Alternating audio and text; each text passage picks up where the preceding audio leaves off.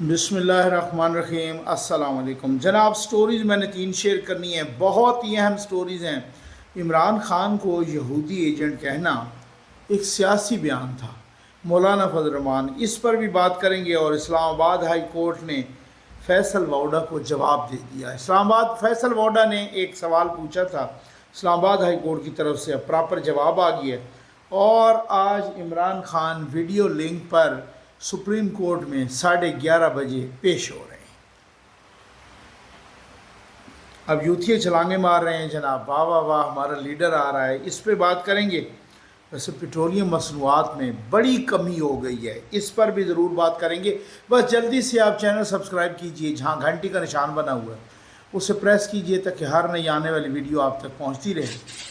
हमारे water project चल रहे हैं, व्हील चेयर प्रोजेक्ट चल रहे हैं, जो सिलाई मशीनों के प्रोजेक्ट्स हैं वो भी चल रहे हैं। और अल्हम्दुलिल्लाह अब जो कुर्बानी का प्रोजेक्ट है वो भी शुरू हो चुका है। ये नंबर डिस्प्ले हो रहा है, आप इस पर रब्ता करके पूरी तफसील मालूम कर सकते हैं।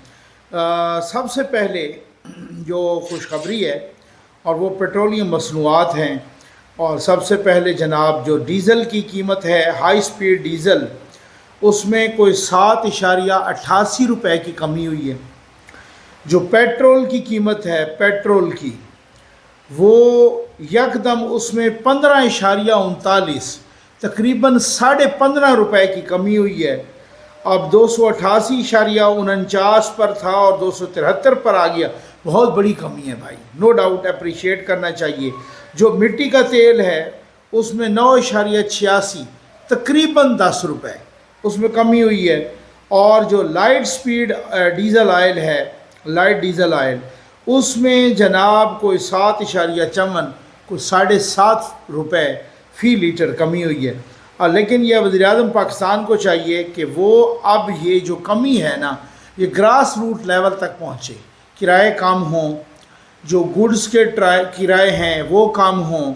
जब गुड्स ट्रांसपोर्ट के किराए कम होंगे तो फिर चीज़ें सस्ती होनी चाहिए, गरीब तक इसका फ़ायदा पहुँचे ना।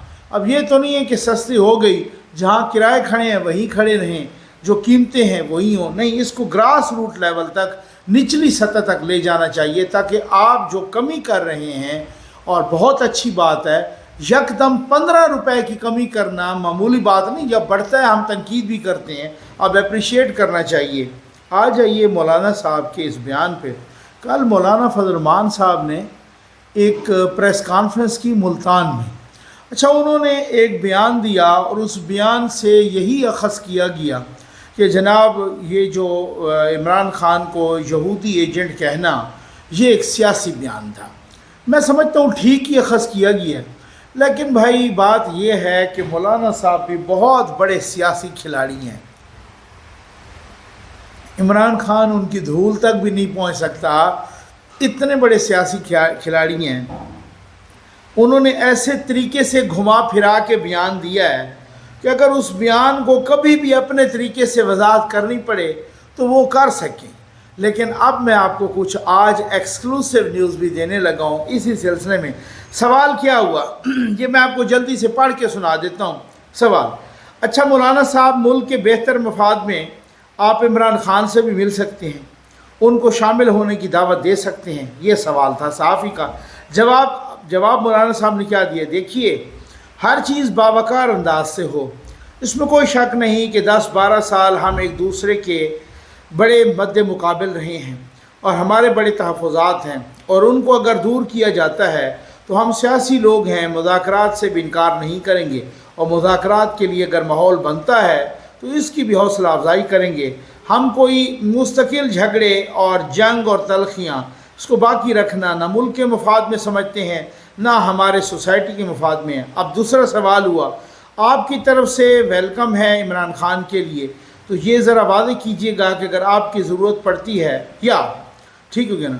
जवाब, मेरे पास उनके 2 वफूद आए हैं और इसके बावजूद उनके लोग जो हैं वो मुझे मुसलसल मिल रहे हैं, चाहे ऑफ द रिकॉर्ड मिल रहे हैं या मीडिया के सामने मिल रहे हैं, तो मिलते हैं। और यही गुफ्तगू चल रही है कि आपस के जो तहफ़्फ़ुज़ात हैं किस तरह उनको दूर करने के लिए माहौल बनाया जाए। अब उसके बाद सवाल हुआ कि मौलाना साहब, अभी आपने फरमाया कि 10-12 साल की तलखियाँ थीं, अब आप सियासी तौर पर कह रहे हैं कि सियासी लोग दरवाजे खुले रखते हैं। तो जो सबसे ज़्यादा पिछले 7-8 सालों में आपकी तरफ से इल्ज़ाम कि ये यहूदी लॉबी है, तो ये सियासी तलखियाँ ख़त्म होंगी तो आप उनको यहूदी लॉबी से मुसलमान लॉबी में कैसे देखेंगे? ये बड़ा इंपॉर्टेंट सवाल था। अब ये ज़रा सुनिएगा, मौलाना साहब ने जवाब क्या दिया। मौलाना साहब ने कहा कि ये बात जहन में रखे कि अगर हमने बरसगीर की सियासत में किसी को अंग्रेज़ का एजेंट कहा है या हमने आलमी सतह पर किसी को अमेरिका का एजेंट कहा है, तो ये उन्वान है, ये गाली नहीं है।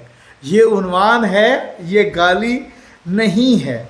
मतलब ये है कि जो आलमी सतह पर एक वर्ल्ड वाइड जो इकनॉमिक नेटवर्क है और उसके ऊपर जो ज्यूइश की एक बालादस्ती है, जब मैं देखूंगा कि मेरे मुल्क को भी इस नेटवर्क के अंदर डाला जा रहा है और यहाँ पर मैं सूद के ख़ात्मे की बात करता हूँ और मैं मुकम्मल तौर पर आलमी सतह पर सूदी निज़ाम के अंदर जा रहा हूँ और उनकी मईशत के असूलों के मुताबिक चलूँगा, तो इससे मेरा इख्तलाफ होगा।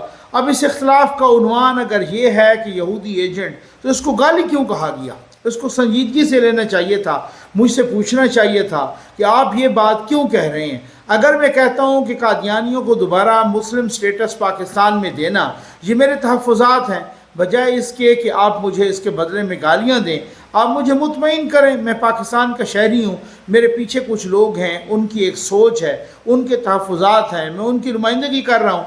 अगर मैं कहता हूँ कि पाकिस्तान में मगरबी तहज़ीब को फ़रोग़ दिया जा रहा है और हमारी इस्लामी और मशरक़ी तहज़ीब जो है इसका ख़ात्मा किया जा रहा है, उसके बदले में गाली देने के बजाय मुझसे पूछा जाए, मुझसे बात की जाए। सियासतदान का काम यही होता है कि अगर मैंने आपके ऊपर कोई एतराज़ किया है या आपके साथ मैं कोई एक तहफ़्फ़ुज़ात का इज़हार किया है, तो आपका फ़र्ज़ बनता है कि आप ये बात कहें कि फ़ज़लुर रहमान ये बात आप क्यों कर रहे हैं मुझे, ताकि जब मैं आपके साथ अपनी बात रखूं तो आप या मुझे मुतमईन कर सकें इस बात पर कि मैं एजेंडा नहीं है, कि मेरे एजेंडा नहीं है, या ये कि मेरा एजेंडा है और आपके मफाद के लिए कुछ तो करना पड़ेगा ना जी। तो ये चीज़ें जो हैं इनको सियासी तौर पर हम ले रहे हैं, और आज जब उनके लोग आए हैं, और अगर ये लोग 12 साल पहले भी आते तब भी मेरा यही एटीट्यूड होता, और अगर आज आए हैं तब भी मेरा यही एटीट्यूड है, और इन चीज़ों को हम सियासी तौर पर ले रहे हैं। इसी वजह से अब मौलाना साहब ने किस तरीके से घुमा फिरा के बयान दिया है, इससे लोगों ने अखज़ भी कर लिया सियासी बयान, उन्होंने तरदीद भी नहीं की, और जब ज़रूरत पड़ी तो वो इसको मोड़ भी लेंगे इस बयान को। पर मैंने आपको कहा है मौलाना बहुत बड़ा खिलाड़ी है। कल एक दोस्त हैं, सहाफ़ी हैं, उनका एक मैसेज आया, उन्होंने कहा यार ये बात ये है कि अब मौलाना साहब और तहरीक इंसाफ दोनों एक दूसरे को दाव लगाने की कोशिश कर रहे हैं। देखते हैं पहले दाव किसका लगता है और फिर देखते हैं कि इस दाव से फ़ायदा किसको होता है और नुकसान किसको होता है। लेकिन एक बात याद रखिएगा कि मौलाना मैदान सियासत का बहुत बड़ा खिलाड़ी है। ये वाकई उस सहाफ़ी ने भाई ने बहुत ज़बरदस्त और बहुत ठीक बात की। अच्छा, एक और बात उन्होंने की, उन्होंने ये भी कहा कि मैं ये भी देख रहा हूँ कि हो सकता है कि जो खैबर पख्तूनख्वा की काबीना हो वो तहरीक इंसाफ ख़ुद ऑफ़र करे या मिन्नतें करे कि मौलाना साहब को कि जनाब आप इसमें भी शामिल हो जाएं। तो फिर वहाँ पुलिस के सेक्रेटरीज़ के तबादले, बाकी बहुत सारी चीज़ें हम देखें कि मुस्तक़बिल करीब में मौलाना साहब की मर्ज़ी के मुताबिक होने लगें, ये भी कोई बईद नहीं है। खैर ये भी कोई बईद नहीं है, क्योंकि मौलाना साहब मैदान सियासत के बहुत बड़े खिलाड़ी हैं।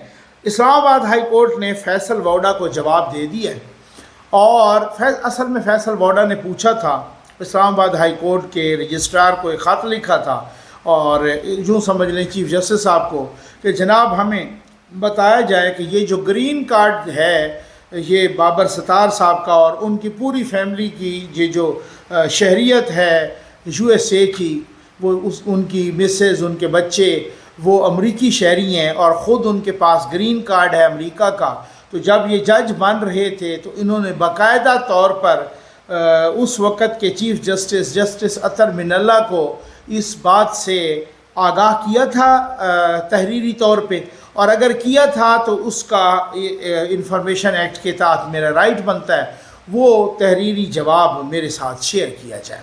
اس کا جواب آ گیا ہے کہ جناب جج کی فیملی ہو یا جج ہو وغیرہ، وہ اگر ان کی کوئی بیرون ملک کوئی شہریت ہے تب بھی ان کو قانون آئین اجازت دیتا ہے۔ اچھا، یہ ایک الگ بات ہے، بات ٹھیک ہے کہ آئین میں ایسی کوئی قدغن نہیں ہے، آئین میں بیچارے ایم این اے اور ایم پی اے کے لیے تو ہے قدغن۔ آئین میں ایک ایسا ایم این اے یا ایم پی اے جو اپوزیشن بینچز میں بھی بیٹھا ہے نا، اور بالکل وہ مریل سا ہے، اس کی بھی دوہری شہریت نہیں ہو سکتی، لیکن ایک جج جو بڑے بڑے فیصلے دے رہا ہے، چاہے وہ ہائی کورٹ کا ہے چاہے وہ سپریم کورٹ کا ہے، بھلے وہ ماشاءاللہ امریکہ کا شہری ہو یا اس کے پاس گرین کارڈ ہو یا اس کے پورا ٹبر ہی امریکی شہری ہو، اس سے کوئی فرق نہیں پڑتا، اس پر بھی قدغن لگنی چاہیے۔ یہ بالکل یہ اخلاقی طور، قانونی اور آئینی طور پہ نہیں لیکن اخلاقی طور پہ بہت بڑا دھبا ہے۔ اور ساتھ یہ بھی بتایا گیا فیصل ووڈا کو کہ جناب بات یہ ہے کہ یہ جو ہے نا، جو کوئی اس میں خط و کتابت تو نہیں ہوئی تھی، یعنی ریٹن طور پہ انہوں نے، یعنی مقصد ہم یہی سمجھے کہ انہوں نے شاید جب وہ اجلاس ہو رہا تھا تو انہوں نے شاید جسٹس اطہر من اللہ اس وقت کے چیف جسٹس اسلام آباد ہائی کورٹ کے کان میں کہا ہوگا کہ جی میرے پاس گرین کارڈ ہے، اور انہوں نے کہا خیر ہے ہونے دیجیے، اس سے کیا فرق پڑتا ہے، شاید یہی ہوگا۔ اب اسلام آباد ہائی کورٹ نے فیصل ووڈا کو پراپر جواب دے دیا۔ آج عمران خان صاحب خیر سے پیش ہو رہے ہیں ماشاءاللہ، ویڈیو لنک کے ذریعے سپریم کورٹ میں پیش ہو رہے ہیں، اور وہ جو نیب کی ترامیم وہ سپریم کورٹ نے اڑائی تھیں اور پھر حکومت نے اپیل کی، 5 رکنی بینچ جسٹس چیف جسٹس صاحب کی سربراہی میں 5 رکنی بینچ ہے، اور آج غالباً 11:30 یا اس سے تھوڑا لیٹ ہو سکتا ہے پچھلی سماعت پر کہ جی عمران خان آنا چاہتے ہیں ویڈیو لنک پہ، تو ان کو اجازت مل گئی تھی۔ اب ویڈیو لنک کے انتظامات تو ہیں۔ پہلی بات تو یہ ہے، میں خود سوچ رہا تھا، ہم نے دیکھا کہ بڑا اعتراض ہوتا تھا جناب نواز شریف تو کنوکٹ ہیں، وہ تو مجرم ہیں، مجرم کی کیوں انٹرویوز ہو رہے ہیں؟ تو اب مجرم کو سپریم کورٹ میں ویڈیو لنک کے ذریعے موقع مل گیا ہے، ٹھیک ہو گیا۔ اب ماشاءاللہ کہیں یا انا للہ کہیں، خیر۔ اچھا، پھر وہ سہولت مرزا ایک تھا جس کو سزائے موت ہو گئی تھی، اور وہ حکیم سعید کا قاتل تھا، مچ جیل سے اس کی ایک ویڈیو آئی تھی، ایک عجیب سی ایک کھلبلی سی مچ گئی تھی، اور جناب یہ کیوں آئی ہے؟ اور اس وقت کے وزیر داخلہ چودھری نثار صاحب بھی بڑے تل ملا اٹھے تھے کہ یہ کیسے آ گئی ہے باہر ان کی ویڈیو، اور بڑی وہ پھر جو ہے نا پتہ نہیں وہ کس طریقے سے آئی تھی، اور انہوں نے بڑے الزامات لگائے تھے ایم کے ایم کی قیادت پر، تو وہ کنوکٹ تھا۔ تو اب کنوکٹ سپریم کورٹ میں آ رہا ہے، تقریر کرے گا، ٹھیک، ایک بات تو یہ چلے۔ لیکن قاضی فائز عیسیٰ صاحب اور باقی ججز نے شاید جان بوجھ کے کیا، قاضی صاحب نے بھی جان بوجھ کے کہ ذرا دیکھتے ہیں، وہ ان کو لمبی تقریر تو کرنے نہیں دیں گے، کیونکہ خان صاحب تو سیاسی تقریر کے عادی ہیں، وہ ان کو لمبی اور سیاسی تقریر تو کرنے نہیں دیں، وہ قانونی کچھ نقطے اٹھائیں گے۔ ہو سکتا ہے وہ پوچھ بھی لیں کہ آپ کے دور میں جو سپریم کورٹ کے غالباً جسٹس مقبول باقر صاحب کا فیصلہ ہے، یہ سیاسی انجینئرنگ ہوتی رہی ہے، نیب سیاسی انجینئرنگ، اور اس وقت سیاسی لوگ کون تھے؟ حکومت کس کی تھی؟ عمران خان کی تھی۔ تو یہ سیاسی انجینئرنگ جو ہوتی رہی ہے اور سپریم کورٹ خود کہہ چکی ہے، تو آپ اس وقت کیا چنے بیچ رہے تھے؟ آپ کے زمانے میں ایک وہ بریگیڈیئر صاحب تھے جو خودکشی کر گئے اس لیے کہ نیب نے ان پہ غلط الزام لگایا، اسد منیر صاحب، اور آج تک بھی ان کے بچے وہ سنبھل نہیں پا رہے، تو ان کو پر غلط الزام لگایا، خودکشی کر گئے۔ آپ کے زمانے میں ہتھکڑیاں لگائیں نیب نے اساتذہ کو، پروفیسرز کو، آپ کے زمانے میں پروفیسرز کو، اساتذہ کو، ان کی لاشوں کو ہم نے ہتھکڑی لگی ہوئی دیکھی۔ آپ کے زمانے میں نیب نے یہ ادھم مچایا، پوری سیاسی لاٹ کو، جماعتوں کو اندر ڈالا، نواز شریف کو، ان کی بیٹی کو دوسری مرتبہ باپ کے سامنے گرفتار کیا۔ یہ جو سارا ادھم مچا رہا، تو یہ آپ کے زمانے میں ہوتا رہا۔ تو کیوں ہوتا رہا؟ آپ کے زمانے میں 90 روز کا ریمانڈ لے کے خیر سے وہ پھر جو ہے نا غائب بھی ہو جاتا تھا بندہ۔ تو یہ کیوں ہو سکتا ہے بہت ساری چیزیں پوچھیں، ہو سکتا ہے ان کا دوست جسٹس اطہر من اللہ صاحب بھی ان سے پوچھیں، اور بہت سارے اور لوگ بھی، اور آج پتہ چلے گا کہ ان کا قانونی نالج کتنا ہے۔ گو کہ وہ میں ایک بیان پڑھ رہا تھا لطیف کھوسا کا، دیکھ رہا تھا سوشل میڈیا پر، وہ فرما رہے تھے کہ قاضی فائز عیسیٰ آج تھر تھر کانپیں گے کیونکہ عمران خان کی پاور 25 کروڑ عوام ہے۔ میں حیران ہوں کہ یہ لطیف کھوسا بھی انقلابی بن گئی ہے۔ یہ بندہ ججوں کے نام پہ نامراد پیسے لیتا رہا ہے، اس کو اٹارنی جنرل سے ہٹا دیا گیا تھا، اب کدھر جائیں، میں کیا سر کو پیٹوں، کیا کروں؟ یہ بندہ بھی انقلابی بن گئی ہے، ٹھیک ہو، جو ججوں کے نام پہ پیسے لیتا رہا اور پرووڈ ہے، افتخار چودھری نے اس کو ہٹوا دیا تھا اٹارنی جنرل سے۔ یہ حالات ہیں، یہ انقلابی بن گئے ہیں۔ اب دیکھتے ہیں کہ خان صاحب آ جاتے ہیں، کون تھر تھر کانپتا ہے، لیکن یوتھیوں کی عید لگی ہوئی ہے کہ خان صاحب نے جو بھی چول مارے سپریم کورٹ میں تو یوتھی کہیں گے واہ واہ واہ واہ ہمارا لیڈر کیا کر، کیونکہ اس کی وجہ یہ ایک سوچ ہوتی ہے نا، سوچنا پڑتا ہے، اس پہ غور و فکر کرنی پڑتی ہے۔ غور و فکر کے لیے کیا ضرورت ہوتی ہے؟ عقل کدھر ہوتی ہے؟ اپر چیمبر میں، اپر چیمبر یوتھیوں کا ویسے فارغ ہے۔ امید ہے آپ کو ویڈیو پسند آئی ہوگی۔ آپ کا بہت بہت شکریہ۔